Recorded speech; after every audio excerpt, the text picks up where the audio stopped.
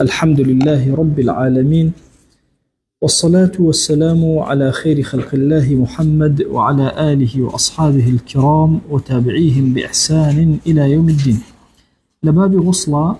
بس ما كل بشي غسل واجب أبي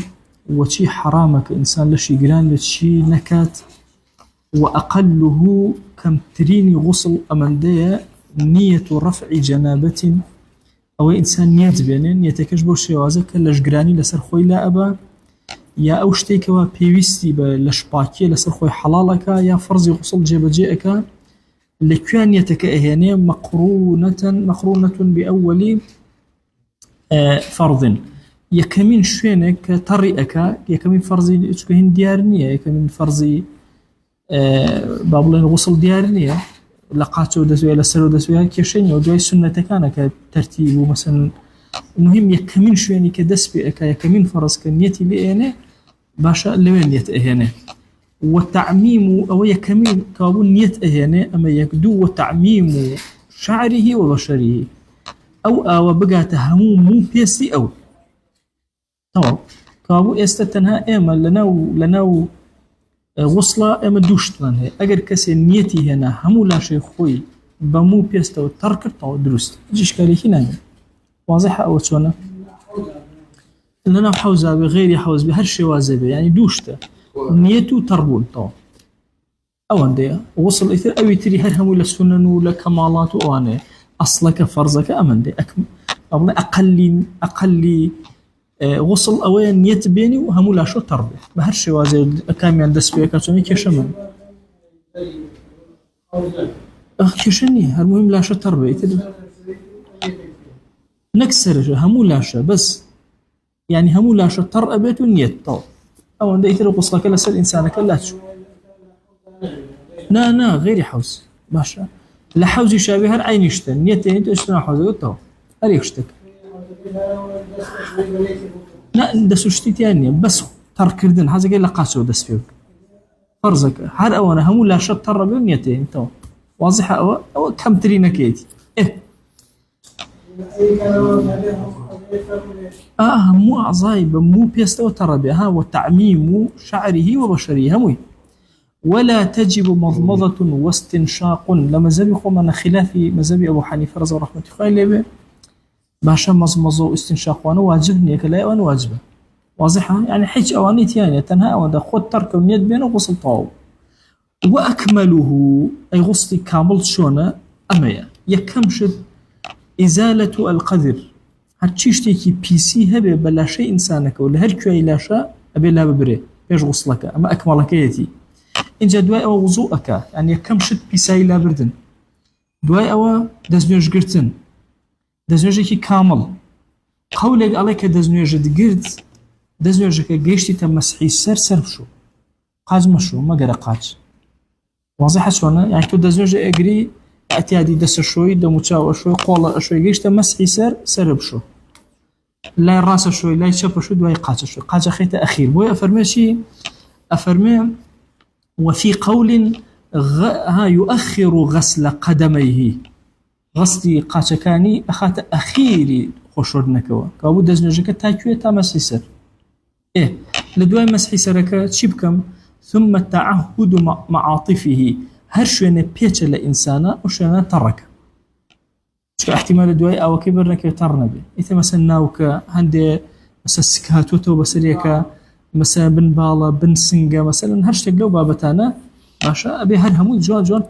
پاکاتەوە مەسەلەن تەڕی بکە همو بكاتوا ها تعهد شون قري أكيتوا تعهدي عقدة أكي كأنما أشوي نبيتشو بناكان بكاتوا ثم يفيض الماء على رأسه أو أكاتب سرسريا جوان يخلله إن جاء لا راسي شقي أيمن إن جاء شقي أيسر ويدلك ويثلث باش دسهين بخويا سجار أو كان دوباره أكاتوا أما أنا همو ينشي لأكملا أجر أفرتك أما بابتك زور جرينج أفرتك وتبوا عادة لدواء عادة خوي أشوري وتتبع لحيض أثاره مسكا أثري حيضك يا أثري خيانك أو ها أبو دمك بقرته وباشتره ولا لمغني أنا بحسي كدوا أثري خيانك مسك بكار بين أم أفرته بوي أو بونشت النميني حتى لا فرمايشتكي دايك من عائشة رضي الله عنها لبه فرمي بروي لوكي اشتيك باشا مسكي لبدا بخناو داوينته وهتاوكو أسري أو خينو بوني خينو أو أنا النميني وإلا أجر مسكي دزنكود أفضل ترين لحديثك يا في رمضان صلى الله عليه وسلم زور حزيلا مسك بفرميتي أطيب الطيبة لنا بون خوشرة لهمويا خوشترة بون خوشترة باشا أفرمي أجر أول نحوه هاوين مسك مهم بوني كي خوش بكار بينه بوي أثري أو بوني خينو أو شتانا نمين لم أفرته أما بأكملي هموهم من باسك الغسل نيتكش وخطر كنكش بس أو توزا وش أقل كيتي ولا يسن تجديده بخلاف الوضوء سنة إنسان غسل طازكاته أكيد دزنج طازكاته كبرى دزنجي هي باشا ناتشة السر أو حركاتي نجد دزنج طازكاته بو النشاطية بالنجكك ودزنجي هبو بيوت تجديد الوضوء أجري شيئك بس لغسل آية بلا ولا تجديد غسل لكم باش تجديد غسل سنة نية ولا تجديد وضوء سنة إلا ما زال يخومان يا رسولنا فهو أكره نا هر بعام بهيش شوازي نا سنتي ده غسل منزورة بس بشي مثلا تو اسهيتش والله بلا غسل تازه كم وغسل لجراني اشتي وماني والله آيات دزنوش تازه كم وقيشي كسنة إنسان أجري دسكيه والنشاطي أداته بس لغسلك وهانية ويسن ألا ينقص ماء الوضوء عن مد سنة وهاية لمشتي كم ترنبي أو كلا يعني كما كي مشتي كخوي في أشوا والغسل عن صاع غسلش لسيمشت صاعك عشان تقريبا سيمشت أو كلا كم ترنبي تقريبا سيمشت هذا المشكلة معنا تحديدية تقديرية واضحة شو أنا أول يعني آية مثلا تبير كانوا أمانة أو مشتك أكيد دزنجي بيجري بالله أكيد خوش بسم صلى الله عليه وسلم باش فيك آية سي أمانة شوار أمانة أو أكيد مثلا غسلك فيكم بالله أكيد غسلك فيك حتى الحديث قال فالمكان يدهن به شلون يشوف خوي تشورك أو لا شيء خوي ترك بتاع دزنجي دروس أبوك ساين توشي واسواسي ونوزر شاك نجات يعني آخرنا لما يدهن به ها نا مسحشيناك نا حرخوا يتوتوا بيتركا الحرام ما وصلتم فكيف نا حر أم قطوي أوانا يكون يبتو كتابك بروك الدجاجي بيطاقش اللي موتو باشا يدهن به خوشي صلى الله عليه وسلم يبغى غسلكش شلون دزنجك دروس بحال خو تركي اي شر او هاي لو سر رجبي او هاي واضحه بابشين أفرمي ولا حد له أم خالك زور مهم أما أموتما السنة وهايا باش أوكل لو كم ترنبي إيه لو كم ترو أموتما السنة وهايا كم ترنبي لا حد له حزكي نيومد به بيلا مزبي خو ما أنا أفرمي أو فر نا أبو أكثر كينية بوينا كيتي طبعا أو قصي كيلا سر أبو أكثر كيتي بس أول مغني وأنا بالتفصيل باسي كيلو بو أقل كيتي شو حد أكثر ما نعمل الشريعة ديارك ولا سجازات النبي فهو حد له حد لغسلك شاب عينا شواز لسجازات الطاو نبي أمي الله لا حد له بابتك باتي كم يكي سنة وهاي لو كم ترنبي ولا حد له باش حد يشيبوني أبو كم ترينكي لو أشبه نيوي مدة كسيد زنج بقرا خيشي ومن تربو بيته كيش ما إني لشرع على قلبي واضحة سؤالنا سنة وهاي لمدة كم ترنبي برا لمدة كم تريج بقينك هاد دروس مهم فرزك يجي بجيك البيت ما أخمني بس جو حتى أفرمي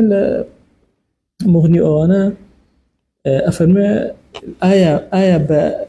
لو حد هند العلماء وتوانا حد هي بوي أمال لا حد له لما زبي خمنا وتوانا كاكا نابي لسد لسرسي مدة كم تربي أوك دو لسرسي يعني أما بكبا سيبش وبشي كي ليلابا ألان أم دو بانجي أوا باشا مخوي أبم شوازا مدة ألان أم دوي ليلابا بك بمنا لما نابي كم تربي لما زبي خمنا بس أما فرمشي لا حد له حركم هني حد إني تشنبش هاي المشكلة إني بهرها بس شورية كي تطاو دروست ومن به نجس أجر كسي باشا بي سي كي هبو مثلا يغسله أسي بيسكي كم جار باشا لا أبا أي شوا ناهي مثلا رانيتي دسيتي قوليتي شوينكي بيسكي لا أبا ثم يغتسل باشا نخوي أشوا باشا وتكفي لهما غسلة ولا تكفي لهما غسلة أجر بيبلا ولا بس خم شور نكشمو بيسي لا بالنكش هر يكجر أيو أكم بسرا نابي أيو بولا برني بيسكا أيو بشور نك بون منكسي قاشي بيسا يعني بابلان قولي بيسا بلا والله هر يكجر أو أيكو أكم تاو نا تاو نابي أو هي بيسي لا برنك غسلك يشتا نكرا يا غسلك جا ببكا يكدانك نابي بالضبط جاء مثلا وكذا في الوضوء يشاوها اگر كسي مثلا بون من قولي بيسا ميزي بيويا بيكسر يكجر او بكا بدا سيبلا طاهر ديك ميزكش باك بو دجنجش مديرنا ابي ميزك باكاتو لايبا ان جد دجنجكي دا امز قلت الاصح تكفيه والله اعلم امام النووي يفهم والله هدرو سقيناك رايه كي بحال بياك نجاتي رحمتي خوالي به او بزان شنشاك ابو كسيتوش شيء أربعة أمدات شوار مشتاق أنا ورط لكان أفرنا صعب مذكري ومؤنثي إخوانته يا بينجرتلو يجلس سرسيكي بغدادي كما في الفطرة وفدية الحج وكل سر فترة ولا حج وأناهات وقيل 8 وقيل وتوتي هجر الرطلة باشا والمد يعادل تقريبا چنێکەکە 509 غرام ئەوەندە باشە ساع چنێکەکە 2 کیلۆ ئەوەندەک ئەگەر بە ئەو بە کیلۆ کردە ئەوەنەک تقریبا 2 لیتر ئەوەنە ئێستا تقدیر کراوە بە لیترێک بە کیلۆیە تقریبا قلت الأصح تكفي والله أعلم ومن اغتسل لجنابة أجر كسي غسلي كربوشي وجنابة الجمعة بيكوا يك موضوع هي أو بكرتي اشتكت عرزة كم وشكو زور تفصيلي زورة دعية موصل درسك كوكر نوين يتكان زور مهم كوكر نوين يتكان لفقه مذهبي إما كوكر نوين يتكان هي لسنة كان تشان كو أكيتو أتواني صلاة كيف صلاة العلماء مثلا شيء تناوم مزقوتو نيته دور كان نيجي مثلا بيج نيجي عصر كم تحية المسجد كم صلاة الوضوء كم نيته يوم يعني باش هي توبة كم هي شكر النعمة كم نازانم شيء أفرمكم دور كاتك أيكي بقدر هر هميان أجردك باشا صلاة العلماء شو قال أن العلماء أجر يعني بوشي بس عامة خلق زيادة بنياتهم بنيته كان يعني شو أذان شون ما ملا كان لقى نيته ولا قيامته شيء إنما الأعمال بالنيات بنيته كان أو أما كابو السنة لقى السنة كو أبيته هيك إشكالك ما النية سنة لقى السنة كو أبيته إشكال ما النية بونمونة روجكم هي دوشمية سيانزي مانجيش أجري هردو كان ما قبل أجري هردو كان تك هيك إشكالي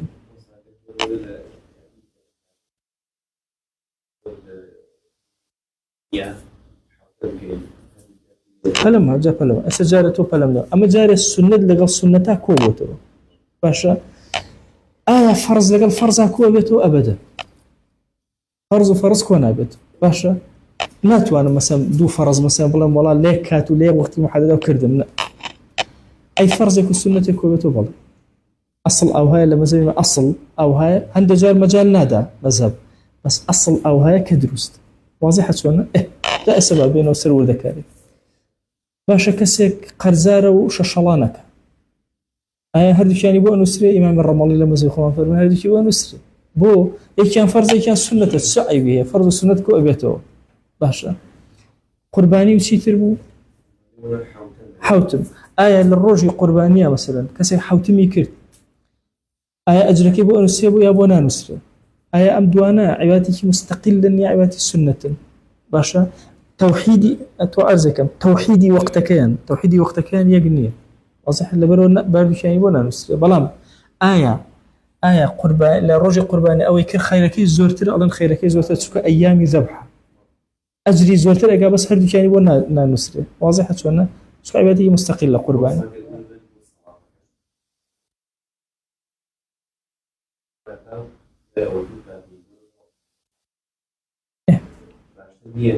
نا تو أرزكم جيا كرنا ولا هم شو نكنا باشتري وقمانيت يعني بلام كو كردنا همان أجريه والله همان أجريه واضحة أو رحمتي خوي أنا ما فيش شيء يقولون سنتي ولا عارف إيه لو سنتي أخو وتر ناكري وتر هريك يعني شي لكم لو كيات تيك الله أجر دور كاتي وتر بكي بنيتي شونير وسنتي توبو تشي هم بو نصر مش إشكالي واضح أو با إنجا ورنا وسر خوش وردن استكسك باشا خوش وردني هي للرجل الجمعة شاية هم جنابتي هي هم رجل الجمعة شاية فرزك وسنتك قيتشيك واضح أبوي أفرمي ومن اغتسل لجنابة وجمعة حصل سنتك وفرزك وابن قيناك العودة الشرعية بيت وصلك ثلاثة وصلي شرعية كما تسجيك له ووصلي فيه نا أرزكم أو دوان نابي تو أرزكم يقدر شكا بو نا كخوي باكر دوا تو أرزكم لما سلي وصلي آفرتا يك ملاحظتان بدأ هر لغصلة هر غصلك واجبي دوم هات السري كحيض ونفاس أمانية أم دوانا هر دوكان أما دوم يكم أكوجت واضحة شكبو أم أبوها خوي طهري بكرده لبيناوي شيء لبيناوي عبادة إنما وهر نما زماني طهرك إنما ويا دائما دوهمين داني عن حسابك لي واضحة لا دو غصلناك أرزكم حال يق غصلك واضحة شو لا تو أرزكم تو سيك أفرتك مثلا جنابتي هي دويتو شي عادهات دويت شيك هل يغصلك قتاي أجر قدرا مثلا أم أفرتا لا عذابه دواتر خوي نشور إثما وجناها مثلا سرجي كرا أي ألم حالته دو غسلك يا غسلك أو قولها تكال دوانك والضعيفة يكتان أكا واضحة هذا كي لقولك نجاتي أبي كتاي بيتك لا يوم يا لمغنيك يا لروزك باسيك أفرمي هميشه لغسلك أنا دوهمين دانا يكميان أكوجي يعني تو اعتبار بأخير دانا أكي واضح شلون اعتبار بأخير دانا أكي بوي أصل وهايك يغسل أكي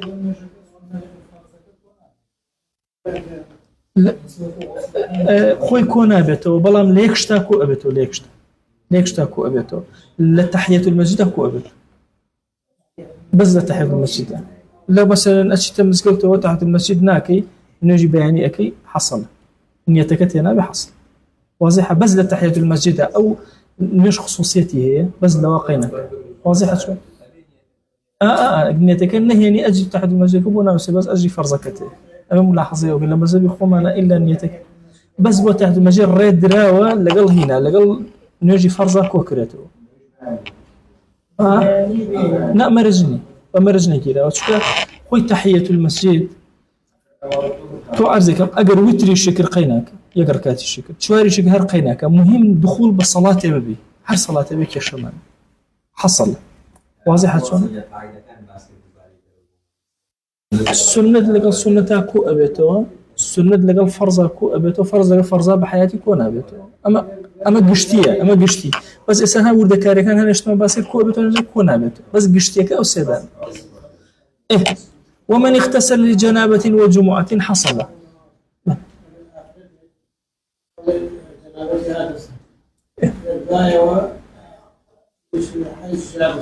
يرجع خوش أخونا شو طاو تر أرواتك أو يتر أبي شور ده غسلك الناش ولا سري واجب غسلك إلا سر لابرت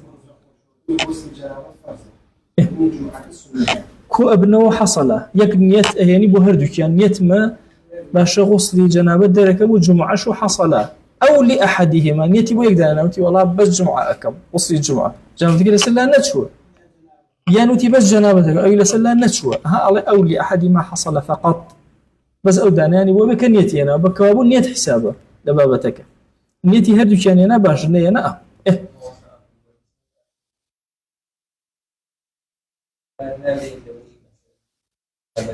أجر تأخير مو به مثلا نيجي شيء روش تبي أشتبه بلا من تأخير نيجي نشوف خينك مثلا بقول منا أفرتك دوين نيجي بيانية ماشى دوش نوجني ورنا هات كوت عادة هيش مشكلة هيك واضحة بس خوي بعمومي لتأخير غسلة آية أفضليتي لدز دا وبله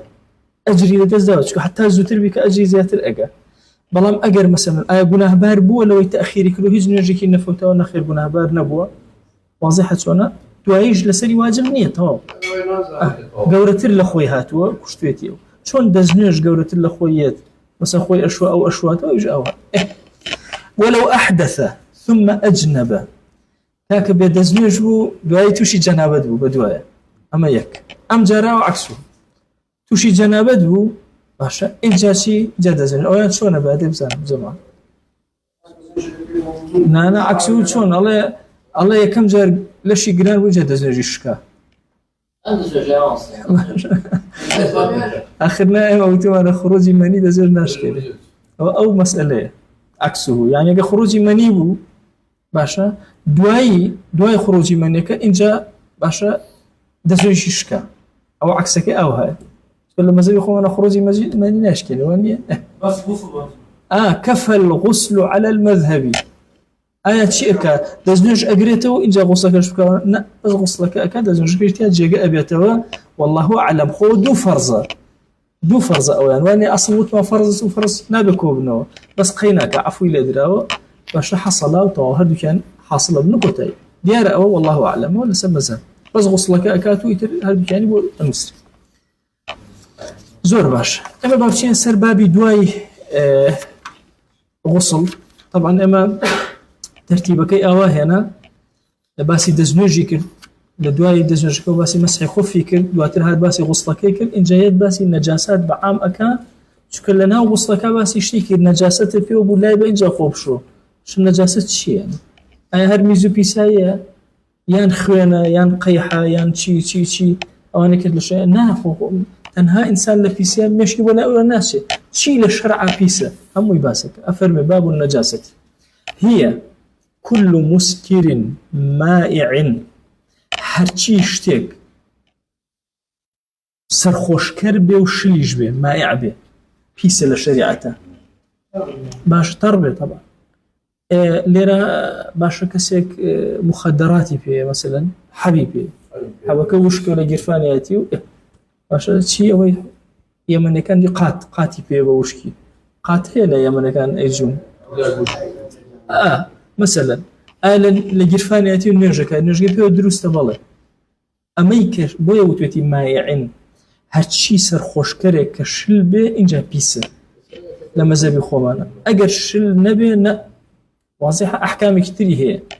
بۆیە فەرمێ كل مسكر مائع یەکەم دانە هەرچی شتێک سەرخۆشکەر بێ و شلەمەنیش بێ بڕیار ئەدەن کە پیسە ئەمە یەک حەشیش و ئەوانە وەکەلبون هەروەها چی یەکێکتر لەوانەیە کە پیسە سەگە وخنزير وهروها شيء خنزيرة برازة طبعا لما سلي كلبك أمره خلق زور صك رأجري وأمانة طبعا هم مسائل زور كشيء وشو اسمه صلى الله عليه وسلم مالك أنصاري شو مال يعني ومالك كتير نسو مالك كتير هذا قلي يعني كده يا رسول الله بوسي نهدي ومالي ماشي ومالي أوان فرمي ولا بري سكتان راجرته واش السكتان اللي مالو نايم لبرو بابتي أوي كخريك التطبيق أكري طبعا قال كبر بري مرو مالات وشتيها بيالن بخوا لا دهيه كشي صيها بيالن بخوا مثقفه باشا كما خلطي كي زور قوريه بويا لفقهي اما مساله صق بيزدان راوا آية تنها ليكي بيسا مذهبي خماناوانيه هموي بيسا بو افرمي لهمو اجلك اطيب شتي دميتي لهمو اجلك قاعده كمذهبي اما تشونا له اطيب شتي انسان مثلا ليكتي دميتي باشا باكتريني اي باشا الله لا صقا باكتريني كليشيتي حوجر ابي بشوي اي لا شك بتشن بيزبي واضحه واحكام مذاهبي اما جواز المذاهب كانت لما سي صقا زور تنده بوش بعامله ملتي كلها قد صق بخي وكنو شنو وما اخيرا بك خلق الداري كم بوتو بوش كما زبك تنده لسري واضحه سوانا يعني اما اصلك كدامنا اطيب شد لنا صقا بريتيه للدمي باشا حوجر ابي بشوري تجاي بشوينا كان يتري ولا مغني وانا بتفصيل او بابا تباس كراوه ك صد يشكل بيسكان يا بيسيكان وخنزير برازش قياس كراوة تسرشي سرسق لما زبي خوان وفرعهما فرعي هردوشان بچكانيان وچكانيان اتر صيه لقل برازيكا نازانم بزنك لقل چي في ألن لقل صيكا تيكل ببي باشا مثلا برانه لقل برازيكا با رنگشي با شيوشي لا بزنشي لا مرشي هر بيسا مادا فرعي لفرع كان أو اما يك قاعده من هي لما زبي خومانا اجتنا قاعده بملاشات بلمك لو سير كان لروي النسبه هميشه اما او هاي لروي النسبه وتكان ادرينا بناي باوشان بو انسان وغير انسان همويان ملاحظه امبك لروي حريته عبدايته ادرينا بناي دايكن يعني يصير مثلا كسر جاريه اخوازي جاريه هي نفرك من الله شبه من الله عبد درجه واضحه نسبكي هي أما حري وأزاديكي هي شيء دايكك نسبة ولا دايك أروى أما لفقي خوما له سوسك أو هاي لم بابتش أو هاي بابزان أم هنا أم مثلا سير أكين بقولنا مرة كمان هي لقل برازك تيكلون مرة كام عشان نسبة بلا برانك أدري ألين مرة عشان أي أحكام كاني أشوف بنايك بناي برازك واضح سوانا بويا لم بابتا أبي زور بورياي ما مالا كريتشكو أما زور أو بتاتي وحسين للادين أزانن يعني جاري وهب وقرق أشناي لقل بزنا بيا كردو بيك وجوده أش أنواع أحكامي أوية بيشوا حتى لفقها باسك يعني أجر مثلا لبيني إنسان يكو يشغلو أجل بيسانا أو دروزو باش بارنجي إنساني شيء أو أحكامي شيء يبدني أحكامي فقهية وما فرضياتها لفقها أنا مهمة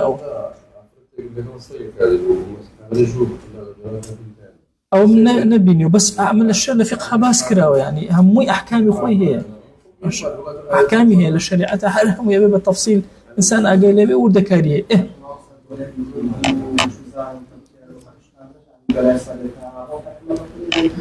همان حكميان هي شون كألين الصاق ما بس ما تنها خودي كلبنية يعني أواني دربي هاتشان مزبي خوما قولك ما هي لسروي تنها صاق قريته أواني تري أنا قريته كم تيار وهيج لما زبي خوما مجالي حتى خواردني هي بس مسائلي قرقو أواني كتشيوين آية همان أحكامان هي لجنسي أون أفرمي أمان أحكامان تنها كلبك أخوي باشا وفرعهما وميتة يكي تلا بيسا كان هرشي مردارو بو هرهم بيسا غير الآدمي طالما إنسان كأمره هروا باشي شرع اعتباري باشي أكا احتراما بو إنسان وهروا هالسمك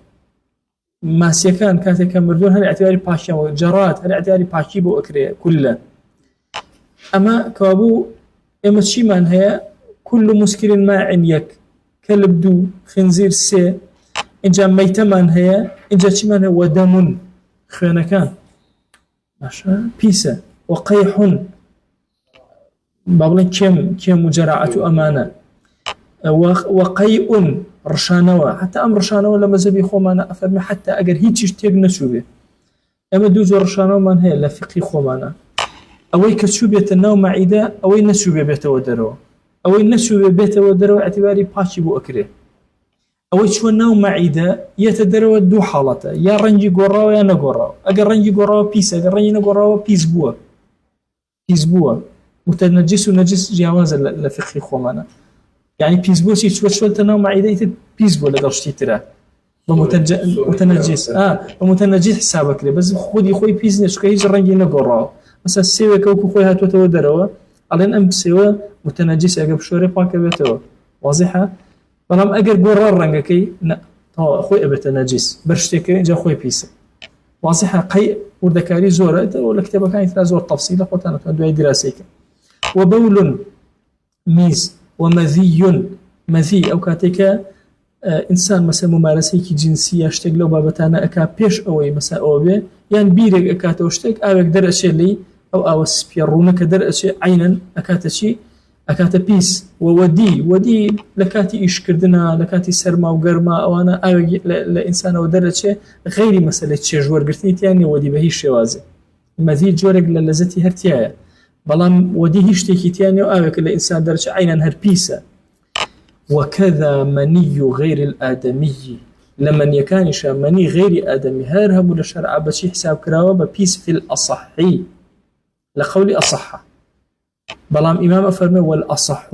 شي طهارة مني غير الكلب والخنزير وفرع أحدهما تنهى لمن يكش مني صقو برازو فرعك أوان بيسا ما عدا أو بيزني والله أعلم. واضحة أولا إن جاء فرمشي ولبن ما لا يؤكل غير الآدمي أويك وناخر قوشتكي غير شيري إنسان نبي إنسان طبعا ناخرته شيرك شي باكا هرشي أويك قوشتي ناخر شيرك بيس لما زبي خوما زور بالصريحي باسي أتان ل عربية ومعناه كردي خومان ما كرده أتان من هي وحمار من هي وانيه أتان طبعا استيك لو شيراني كزور بكاري لأنواع أدوية وشي وأنا باشا شيري كره زاد أخو معنا شيري كره خويا والله شيري ما كره باشا تصور كهرهم أوانت شيء لفقي خو معنا بيس يا أفرمي شيء أفرمي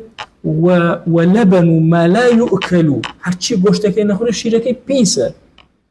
إثر ولا بود دوا باشا بس بيسة وطواب حتى مثلا كسر ملحمي مثلا أوي بكاري أنا تسوري أوي بكاري أتوني نشكرنات وين بيسة واضحة برج لكيك بيسة أبي الزور لو مثلا بقول ما والله كين ما زال يخون من تند لو قص أي طبعا صابوني ما كر دوا كشور دي كش نا بيسي بيوي ده زور ناشيا بس برشون يجي كود أو شون بيسة بيشوا بيسة بس أجر أوي بكاري أنا باشي كردو دواء قينا بيسة نجي دروزني حتى ما هي اسم الحمشتات وهم لا هي ماكرون هي قرب تزوجكي لا تزوج حقي نفس التزوج بس أتوهن نشبك أوي بيو بنا باش اشتكي ترية أرى جزء منفصل والجزء المنفصل من الحي كميته كرة هرشتك ليك راية ولا لا كميتته هرشتك ليك راية ولا اشتكي زندو مثلا دوجي مرق ليك راية مرة كزندو دوك ليك راية كميتته وكم مردارو بك أو هاي ناخر بيسة نا أخر أنا بريشك أو أبي باش إلا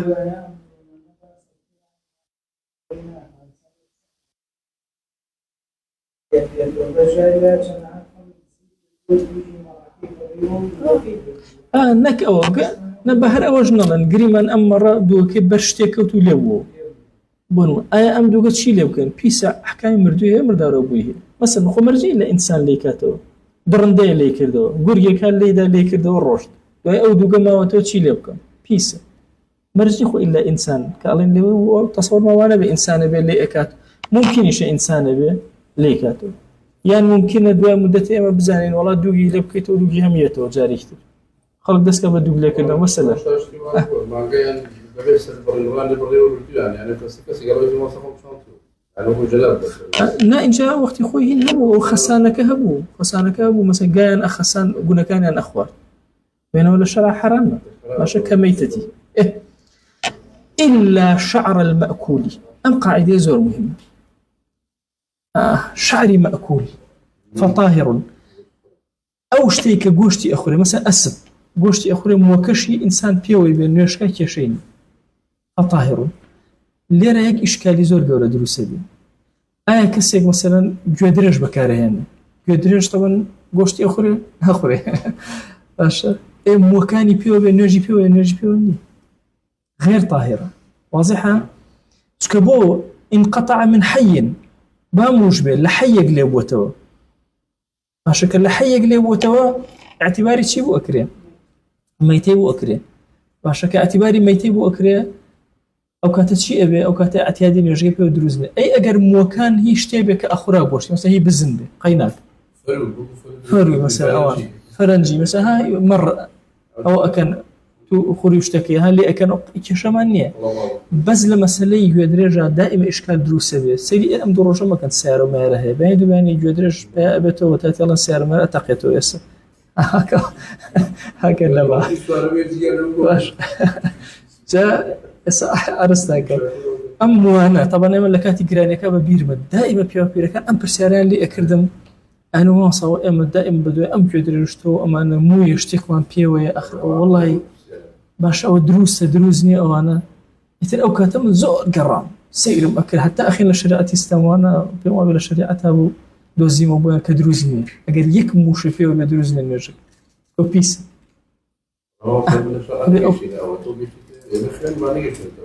بەڵا ئەزا هیچ چکە پرسیاریان ئەکرد ئەوەی کە حاجە بێتەوە مەجبوری بە دوایە بڕێ لەبەرەوە ئەو خاڵەتان ئاگار لێ بێ انشاءالله خۆی گەور ناڕەحەتی نایەنێتە ڕێمان بەڵام قەدەرن شتێ پێشەوە بێ ئاگامان لێ بێ وليست العلقة والمضغة ورطوبة الفرج بنجس في الأصح لا أصح علقة مضغة علقة خوێن پارە بۆیە پێوتێ علقة طبعا چونکە هەڵ ئەواز طبعا یەکەم جار 40 يوما ها باشە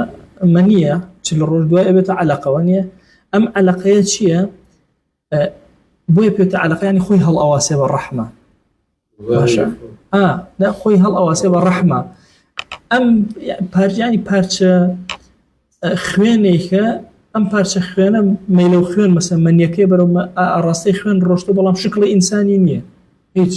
مضغە وردە شکڵی ئینسان بۆتە پارچە گۆشت باشە شکڵی ئینسانی نییە هێشتا واضحە ئەمیان خوێنە شکڵی ئینسانی نییە ئەویان گۆشتە شکڵی ئینسانی نیە چۆن شکڵی ئادەی پێیا کرد ئەحکامی ئەس دیارە ئەی هێشتا کە نەگەیشتە ئەو مەرتەبە چ اعتباری وەکرێ پیسە ئەفەرمێن لەخێر وليست العلقة والمضغة أنجا ورطوبة الفرج باش أم دواني أنجاري علقك مضغك إنجا رطوبة فرجش طبعا رطوبة فرج أحكام كان طبعا أحكام آفرت بياو زور جياوازن لم بابتا بو لبرأوي مسألة بياو هيج كشيء نية باشا بوري مثلا ميز جيايا اعتيادي بوري مثلا مذي ودي وتشي جياواز هەمووشیەتە دەرەوە باشە لە دەرەوە ئەحکامێکی هەیە لەناو ئەحکامی تری خۆی هەیە لەناو حتا مەسەن کەسێک مەزی لە ناوەوە هەیە باشە یان مەنی لەناو لاشەیە چیە نوێژەکە ئەوەکە هیچ مشکلەیەکی نییە ئافرەت لێرە اختلافەکە دروست ئەبێ بەشی دەرەوە اختلافمان نییە هاتە دەرەوە پیسە بەشی ناوەشەر اختلافمان نییە لەو وەسەتا باشە هەندێک ڕوتوبات هەیە لە داوێنی ئافرەتەکە دروست ئەبێ ئەم بەشە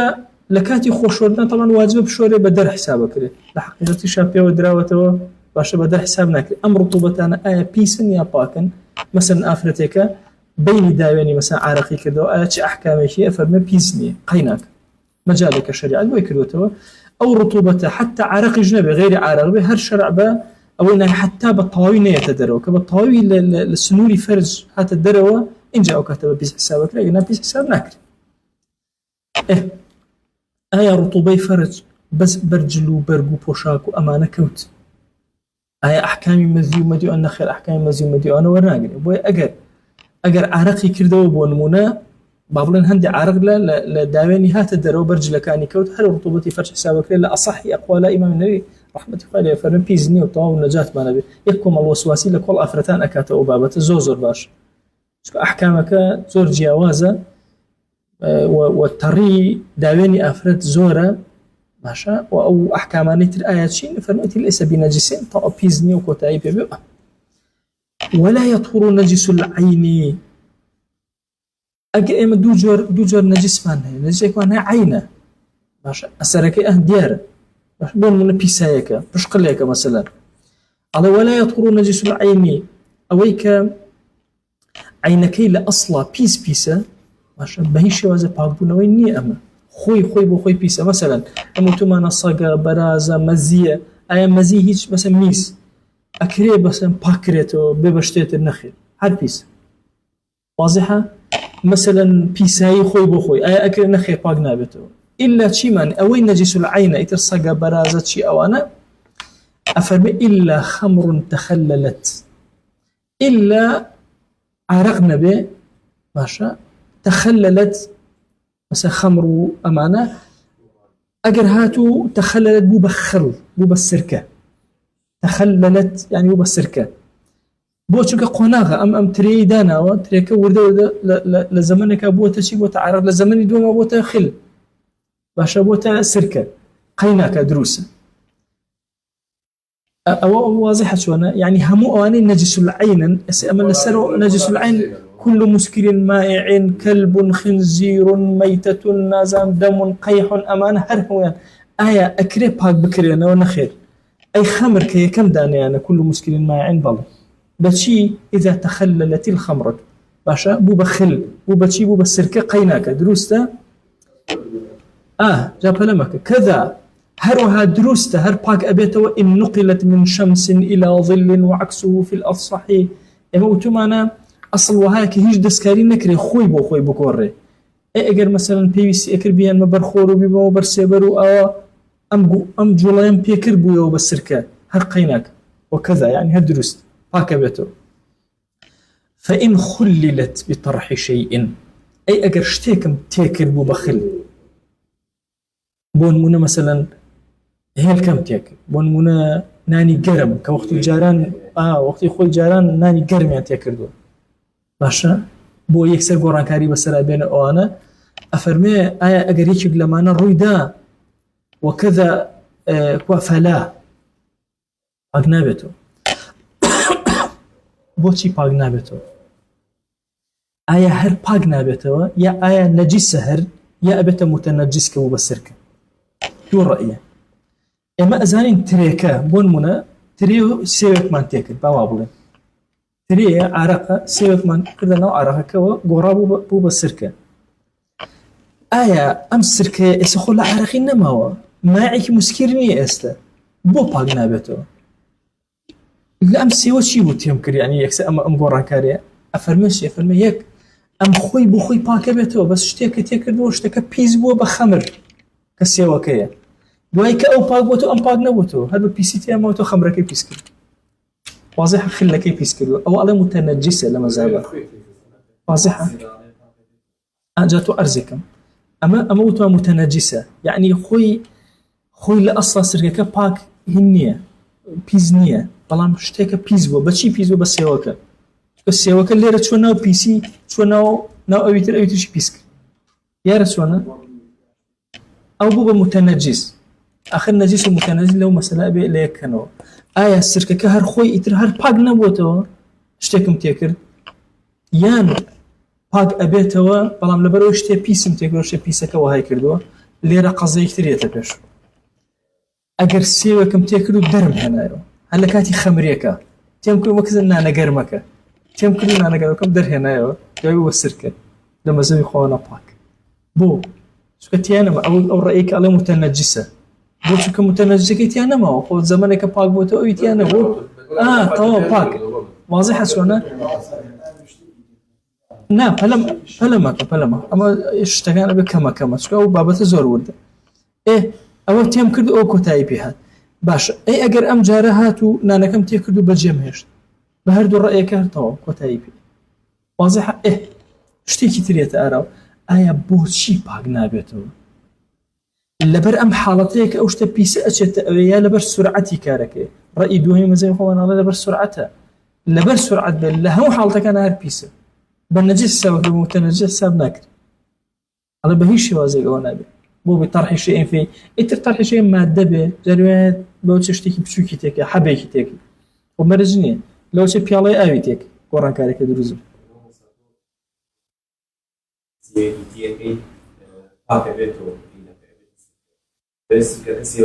لا او باشيكات شتكي بيز لنا او انا او سركنا بس لما زي ابو حنيفه طبعا سركه باكرويه بس لما زي خمانانا بوي هندي العلماء مثلا بيان ويا باك ومن احناف كان بو السركه خوي بو باكروي لا اون كيش حتى السركه لا عند زوجي كي يسلا خو مجاليت يعني نخمرنا خل يعني السركه خبرنا في وينيه لما زبي خمان اوني وكل ما مسكرين خمر في وينيه واضحه او هناك حشيشه مشكه وتبان قيناك تشكو وشكه كتربو دروزني دائما صادر شيء ولا ايه فيروس بيوي وين هم عارف خويسر مشكلة هو خودي بدي بجسمه وشي بيوي لا ما أخواني بسر أوه أخواني بسر أوه إنما الخمر والميسر والأنصاب والأزلام رجس رجس يعني بيسة باشا إمام غزالي قسيكي لو مثلا ما ورديش نقلي كردوا إمام غزالي أفرمي شيء أفرمي همو أواني ترها إنما الخمر وازد خمر كجارة ميسر وأنصاب وأزلام ورجس على أما هر همو بدق أما أنا باك أما ماوتو بإجماع علماء هر همو أنا ببيسي ماوتو أو رجس هر ببيسي ماوتو بل لما زي يخو من اعتبارك لي ببيس واضحة أو آيات عموم يكي لسر أو ماوتو إلا تديس مشكلة دي ما نصاب با لا توشتك أرسكم لا خمر وميسر أمانة شو إنسان بدأ يخويك مسألة عقوبية يسبون منه بو طلاقي أو كسي سرخوش أكي لما زي يخو من عقوبة أو عقوبة لا سري قرصك لبو إنك أو إيه ما بشي نسلو أم توزن نجات بم ها شاركي ما بدأ كل وازم بعد نجاتي بم ها ببلا باش أرى والله وكذا إن نقلت من شمس فلا وجلد نجس بالموت فيطهر بالدباغ أجتني طبعا أما قرصكاني باسكرت أساسك كان باسكا قرصكاني باسكر أما بيس قرصكان دم وقيح ونازم شي بيها إن جهان دشتيتر من هي قران كاري بسرايا باش ولا يطهر نجس العين مسا أو باغبونوي كي باسكت باغبونوي دوم مردارو بو باش جلد نجس بالموت بهوي مردنه بيز بوا فيطهر بدبغه ظاهره وكذا باطنه على المشهور ظاهر باطنه كدباغ كرا باكبتو طبعا خود دباغي توكا كان ناكي دباغي ناوك باش هندي ام ظاهره ما بس توكا كان نيها باطنك بس توكا كان اجتن لي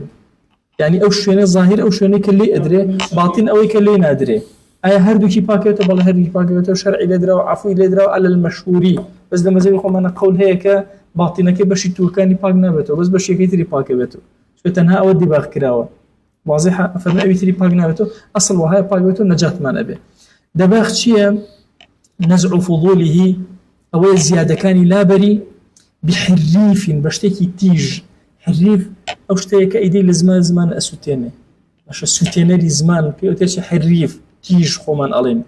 لا شمس وتراب بلي والله إخام برخور باوشك بيته باق نابته بلي والله قلي لي أدم بوي باق بيته بيستك هر باق نابته ولا يجب الماء في أثنائه في الأصح آية لو كاتك من دباغي أكم أبي آيوشي بيكم واجب رسمنا خير واجب نسم مجرد فقط دباغي كرا باق بيته طو لا أصحي بقول وجهي مذهب أبو شوازي قولي مذهبه والمدبوغ كثوب نجس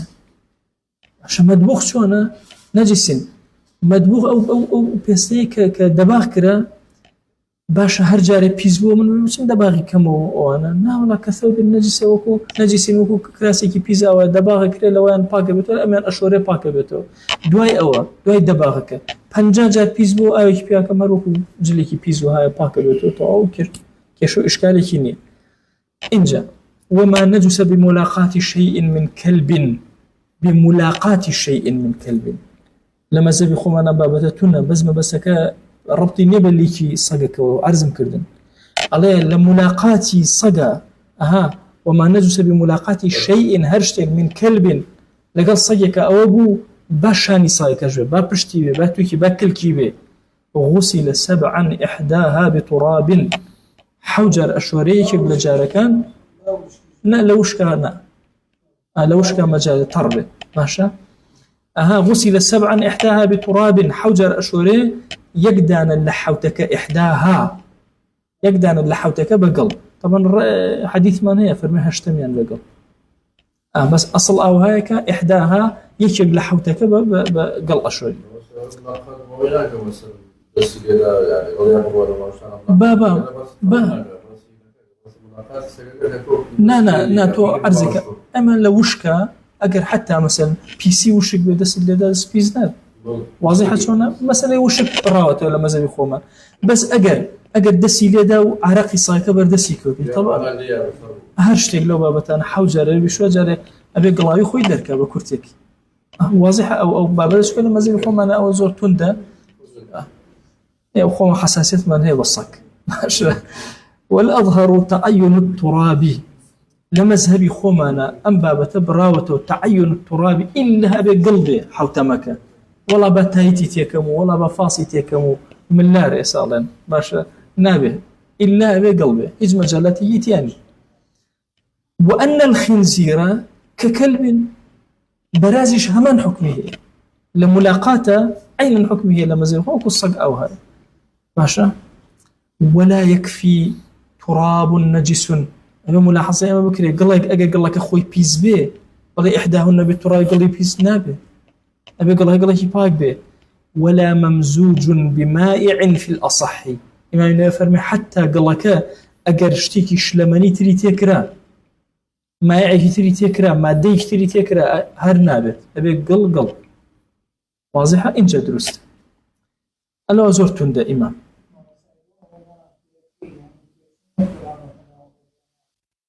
هاتينا قشت إحدى حيث مشكلة إني أو خوي أولاهن بالتراب حديثك وأخوانته أولاهن بالتراب أخوانته هذا يفهمون كم جاربك إذا يقدعني أن بك هيش كم بك يشين لما زال خمنا أسايا باشو بيجي زور طبيعي مرجني كم جارب مهم حو جارب شوري وجاري كان بقل وما نجس ببول صبي لم يطعم غير لبن نضح أويك بيزبو بمنالي كر باشا بميزي منالي كر كهيتشي نخوارد به لم يطعم ها غير لبن تنها شيري خواردو تنها شي اكي اتكيني باشا توزي آفك بسر بيتكينا واضحة جاء أما كأفرمي غير لبن هيتشي نخوارد به غير اللبن ما بس أوني حر هيتشي نخواردو ملاحظي أو كان هيتش منالك نبو بيت خزمة بيغمر صلى الله عليه وسلم إلا هني كردو خرماي أو كردو خصوصية الدم يعني هالسنة سنة كان خرما مثلا كدم شيء كي هر خوي سنة أما بس كأماني حيش نخوارد بإن جاميزة كباكر لا خواردن نبو بيتبشق لطعمي نبو بيتبشق لخواردني خواردني سريكي شيرة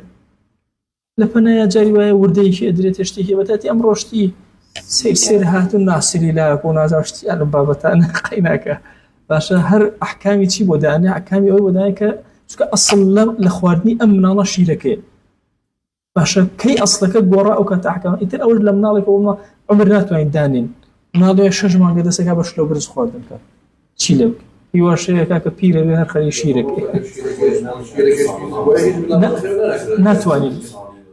زيادة دو صالح قسمان هي لسه بس لبير دو صالي ناتوانين بلين مثلا إلا تادو صالي نانيش بخواه هر قينا كان واضحة چونکە مناڵی وا هەیە کاکە 6 مانگە وازەیە مناڵم بینێ 6 مانگ بۆ ڕای کردووە باشە خۆم سەرم سوڕما بەس چۆن ڕائەکە ئەتوانێ ئەوە نەبوو باشە نانی خواردە ئەوەی کردەوە ئیترەوە چونکە بۆ ئەوە حەد ناتوانین حەدەکە دیاریکەین وما نجس بغيرهما أوي بغير أم دوانة وبس چییە میزی مناڵەکە لەگەڵ سەگ و بەرازەکە چونکە دو حکومەکەی گۆڕی وانە أويان حوجار بشو أم يعني تنها بتكينا باشا واضحة سوانا بغير أم دوشتي كباسمان كردوا إن لم تكن عين أجر بيسايك جرمي نبو عين نبو خوي بو خوي كفى جر الماء هر آويك بسريا وطاو وإن كانت أجر عين بو وجب إزالة الطعم أبيت تامي أو بيسن من باشا ولا يضر بقاء لون أو ريح عسر زواله بەڵام ئەگەر بۆنی ما یان ڕەنگی ما ئەسەری ڕەنگەکەی هەرما نەئەکرا لابرێ حەل لای بر هێشتا هەر زەردێک هەرما بوو قەیناک وفي الريح قولك الله تەنها عەفو لە ڕەنگ دراوە باشە ئەگەر بۆنی هات هەر پاک نەبووتو مثل ئەو قەولە ئیمام ئەفەرمێ فإن بقيا معا أجر هردو كان ما رنجي شيما وبوني شيما إنجا زر أدا ضر على الصحيح أجر يقدانيان ما قيناك مثلا رنجي نما وبوني ما باك قصك إمام النووي باشا مثلا رنجي ما وبوني نما وبوني ما ورنجي هاش كامل كان بهر قيناك بس أجر هردو كان بيك وما زر أدا بلام هم متفق لسه مثلا طعمك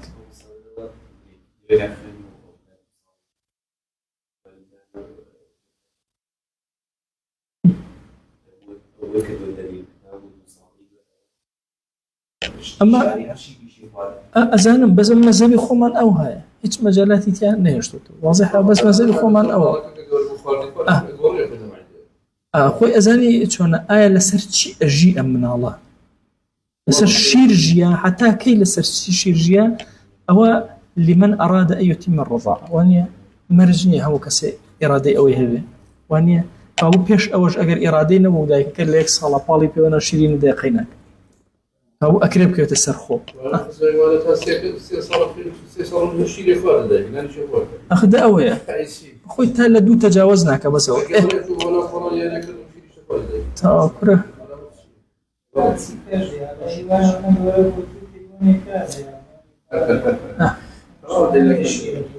تو ارستانكم سيركن لما سلي اما وتمان اقر عيني هبو كسايك باشا ابي الا وعين لاشي اقر الرنقه كيما يبونك ما هذا قيناك وانا ما باسك ام جارة وتمان اقر عين ابو اي بياك وتو ويشترط ورود الماء للعصر في الاصح لا اصحي مثلا شعب مرجني كده بيقوشي هر ايبك بسرطه كوبون من امجله ميزي فيه اي شيء كان بسرطه بمرج جيرا ادي بيشو دو سيزارو بيقوشونا يبقى بسريع توا والنجاة للعصر في الاصح باشا والاظهر طهارة غسالة تنفصل بلا تغير وقد طهر المحل أمقص الزور عظيمة حرتي وسواسي نجاة ما نبيلي قولي أظهر رحمتي خوال الإمام النووي أفرمي غسالة مثلا أما آوى كردم بسر بيسايكا هندي لم آوى برجايا سر من ماش مادام إيرا بريارم داو بباك بونوي إيرا أماش باك أجر إيرا هشتا بيسايكي ماوى رمو تاو بوني بيسايكي هشتا ليرا ماوى أماش بيس واضحة كوابو الأظهر طهارة غسالة تنفصل بلا تغير باش يجي قرانكاري بون وتام رنجيني ام اوي كبمنا ويا دوم جار وقد طهر المحل دوشته ام تام رنج بويني ايش شنو كش باك بوتو توكا وباك بريل سباك يدرا واضحه او شتتر من ماوا باش من ايش شلمني ما يا هرشلمني كثير بيزبو ولو نجس مائع تعذر تطهيره نأكنا تطهيري باكي كما باشا ولو تعذر ولو نجس مائع تعذر تطهيره او خبركيت اگر شتيكي شلمني بيزبو يتناتوان باكي كما ومن باسي وممكن ايبك بسراوتي او شتيكي اوبو مثلا بلام اگر شتيكي خوش شلمني وشربتي ابو بيزبو يتوما تشيلي بكم طاز باقنا بيرجو طاو لكل كيرو افرمي وقيل يطهر الدهن بغسله قيل عليه مسألة دهن رون باك أبيته بشوردني رونك شوردني رونك شون لما زال يخومانا دو جور رون من هي طبعا رونك وشك من هي رونك تر من هي وانيا رونا وشك زور آسان رونا وشك بعولين أمريكا أي بستي يجي أكي جوان أكي تناو أو باشا دوايد أخي تناو مثلا شيء سارد ورق رونك تجي أكي تو كيشيني وتو أبي تريان لما زال يخومانا أفرمي بكرناو أو عينا تكليك وسيكا مثلا زيتة تكليك لقل أوكا أريد واي كون كرناو شوينك يعني لشتكا بك كوني تيابي أوكا لبناو الرو رونك أمانت وشو هذا باكا بيتو أو قيلك لما زي يخو أقا تحدي قلتين يبقى تحدي قلتين إن جاء ويك باكا بيتو كيشو